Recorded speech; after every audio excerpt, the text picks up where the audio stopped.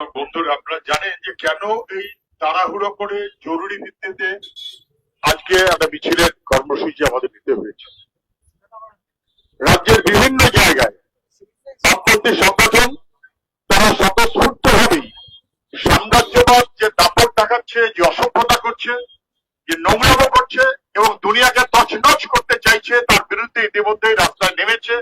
আপনারা জানেন, কেউ ভাবতে পারেন গাজায় যেভাবে আক্রমণ হয়েছে মানুষের উপরে, শিশুদের উপরে, হাসপাতালের উপরে, নিরীহ মানুষের উপরে, এটা সভ্যতার লক্ষ্য। কেউ কেউ ভাবছিলেন যে গাজায় কি হচ্ছে আমাদের বোঝার দরকার কি, তার আগে পরে ইরানটা বুঝতে পারছেন যে কি হলো।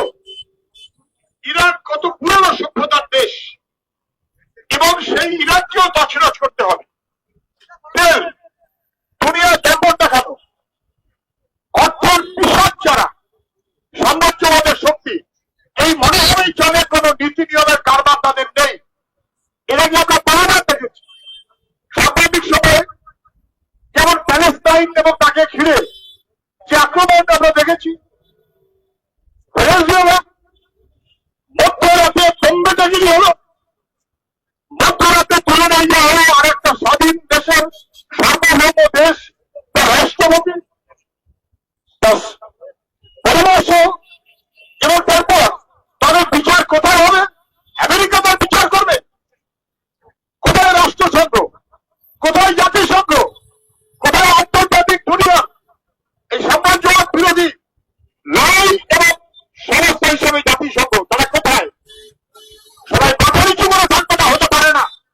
দুনিয়া জুড়ে তার প্রতিবাদ হচ্ছে এবং তারপর যেভাবে তারা ঘোষণা করে ইরানে যেভাবে তাদের সর্বোচ্চ নেতা, আমার আপনার পছন্দের ব্যাপার নয়, এটা ওদের দেশের ব্যাপার, ওরা সার্বভৌম দেশ, এবং তারপর যেভাবে তাকে খুন করা হলো, যে একের পর এক সমস্ত আক্রমণ হচ্ছে, তেহরান সহ নানান শহরের উপর আক্রমণ হচ্ছে, এটা একটা স্থায়ী যুদ্ধের পরিবেশ তৈরি করছে বলেই বিশেষজ্ঞরা বুঝতে পারছেন।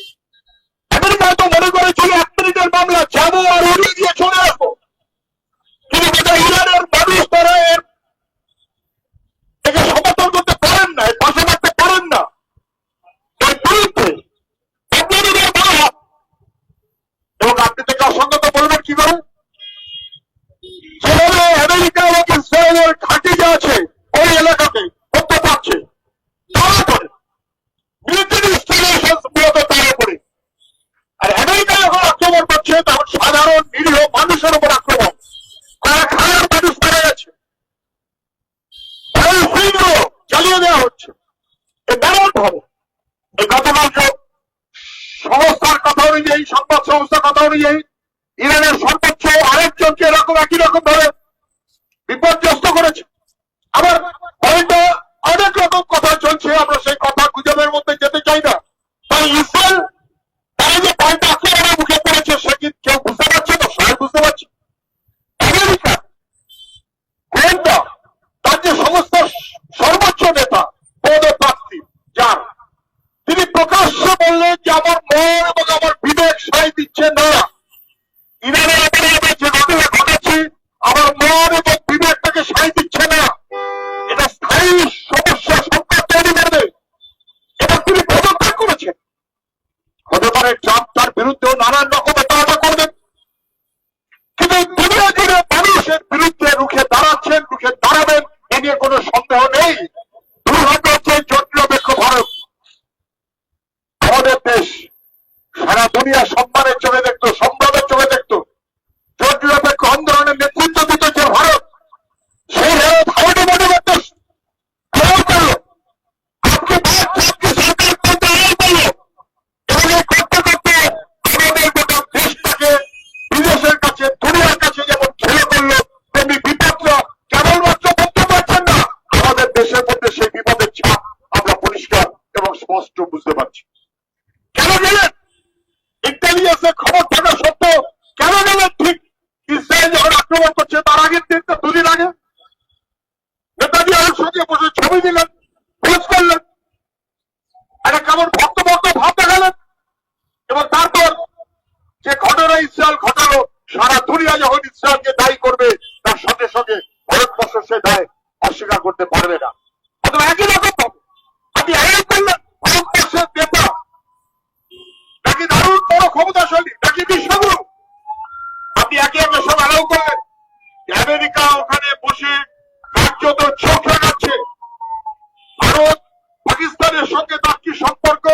আক্রমণ কি পাল্টা আক্রমণ কি হচ্ছে না হচ্ছে আমেরিকা ঘোষণা করে দিচ্ছে একবার না পারে না, এবং ভারত সরকার চুপ, যেন মেনে নিল সবটা। এবং তারপর একের পরে সমস্ত ট্যাক্স চাপিয়ে দেওয়া হলো। কেন ভারত পাঁচশো তেল দিচ্ছে, কোথা থেকে তেল দিচ্ছে, কার পারমিশনে তেল দিচ্ছে, আমেরিকার পারমিশন ছাড়া চলা যাবে না, ভারত সরকার চুপ।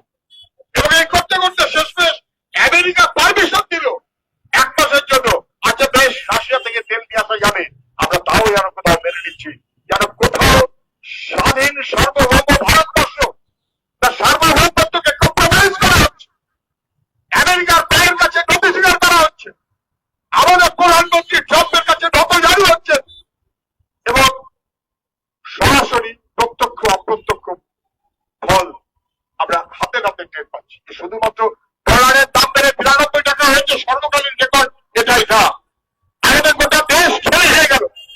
এমনকি তেল, গ্যাস, নাকি গ্যাস পাওয়া যাচ্ছে না, আমাদের গ্যাসের দাম বাড়িয়ে দাও। আচ্ছা ওখানে মধ্যপ্রাচ্যে হচ্ছে, তোমার কি আপত্তি আছে?